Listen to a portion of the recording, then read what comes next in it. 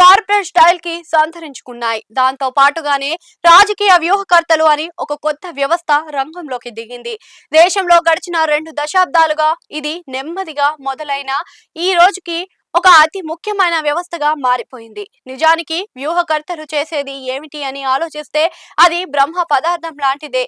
వారికి రాజకీయ పార్టీల పెద్దలు రెడ్ కార్పెట్ పరుస్తున్నారు. తమ పార్టీ సభల్లోకి ఆహ్వానించి ముఖ్య అతిథులుగా చేసి ఉచితాసనం ఇస్తున్నారు అని అంటున్నారు. వారి కోసం వందల కోట్లు ఖర్చు చేస్తున్నారు. వారికి విలాసవంతమైన జీవితాన్ని ఇస్తూ వారు ఇచ్చే సలహా సూచనలతో పార్టీలను నడుపుతున్నారు. విడత బోట్లు జోప్యం మాదిరిగా ఆయా పార్టీలు గెలిస్తే అంతా వారికి క్రెడిట్ ఖాతాలోకే పోతుంది. ఓడితే మాత్రం వారికి పోయేది ఏమీ లేదు. పార్టీల నెత్తిన తెల్లగుడ్డ పడుతుంది. ఆ పార్టీలను నమ్ముకున్న నాయకులు లక్షలాది మంది క్యాడర్ అంతా కూడా దిక్కుతెన్ను లేకుండా పోతున్నారు. రాజకీయ పార్టీలు తమ వారికి నమ్మడం మానేస్తున్నారు. తమ పార్టీకి పట్టు కొమ్మలుగా వెన్ను దన్నుగా జీవ గర్రలుగా ఉన్న కార్యకర్తలతో దూరం పాటిస్తున్నారు. సొంత పార్టీలో నాయకులకు అధినాయకత్వానికి మధ్య అతిపెద్ద అగాధం ఏర్పడుతుంది. అధినేతను కలవాలి అంటే అపాయింట్మెంట్ తీసుకోవాల్సిన పరిస్థితులు ఏర్పడుతున్నాయి. అదే సమయంలో ఈ వ్యూహకర్తలకు మాత్రం డోర్స్ ఎప్పుడు తెరచే ఉంటున్నాయి. వారు ఇచ్చే సలహాలే పార్టీలకు విజయ తీరాలకు చేరుస్తున్నాయన్న గుడ్డి నమ్మకంతో నాయకులు తాము ఉన్న గదుల నుంచి బయటకు రాకుండా కీలకమైన నిర్ణయాలకే కాదు అభ్యర్థుల ఎంపిక నుంచి అన్ని చేసుకుంటూ పోతున్నారు. ఒక విధంగా చెప్పాలి అంటే సాంప్రదాయ రాజకీయానికి భిన్నంగా సాగుతున్న ఈ పోకడ ఒక బ్యాడ్ కల్చర్ గా మారింది అని అంటున్నారు. ఏ రాజకీయ పార్టీ అయినా అసలైన బలగం క్యాడర్ మాత్రమే అని అంటున్నారు. వారికి నేరుగా ప్రజలలో మంచి సంబంధాలు ఉంటాయి. వారు నిత్యం జనంతో మమేకం అవుతారు. వారికి కష్టాలు తెలుసు, నష్టాలు తెలుసు. ఏ నిర్ణయం వెనుక జనాలు ఏమనుకుంటున్నారో అని కూడా తెలుసు. అందుకే వారిని దగ్గరకు తీసి సమావేశాలు అప్పుడప్పుడు పెడితే అసలు వాస్తవాలు వారే చెబుతారు.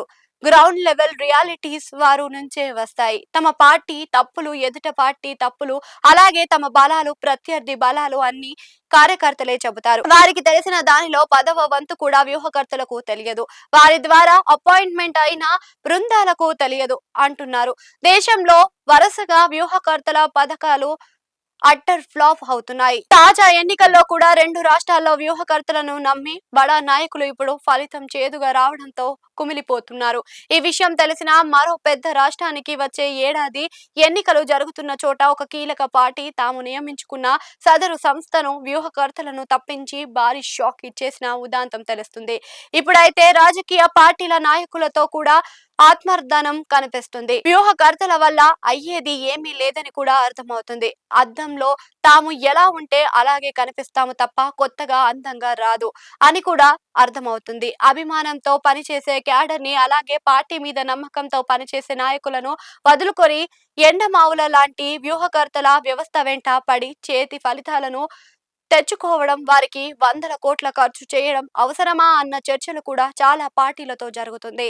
ఏ పార్టీకైనా వేవ్ ఉంటే, ప్రజలలో సానుకూలత ఉంటే ఖచ్చితంగా గెలుస్తుంది. ఆ పార్టీ క్యాడర్ ఓట్లను జనం ద్వారా పోలింగ్ బూత్ల దాకా తీసుకెళ్లే వస్తుంది. అంటే నెట్వర్క్ పార్టీది అయితే నిర్ణయం జనాలది. అలా ప్రజల్లో తమ పార్టీ పట్ల అనుకూలత పెంచుకోవాలి. క్యాడర్ ని దగ్గరకు తీసి పార్టీని పటిష్టం చేసుకోవాలి.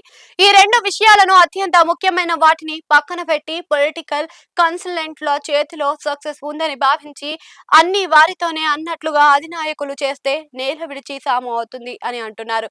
ఎక్కడైనా వేవ్ లేకపోతే గెలిపించిన ఒక్క ఎన్నికల వ్యూహకర్తను చూపించమని కూడా అంతా అంటున్నారు. సో రాజకీయ పార్టీలు ఊహాగానాలకు, వ్యూహకర్తలకు ఎప్పుడైతే స్వస్తి చెబుతుందో అప్పుడే వారికి విజయం దక్కుతుందని అంటున్నారు.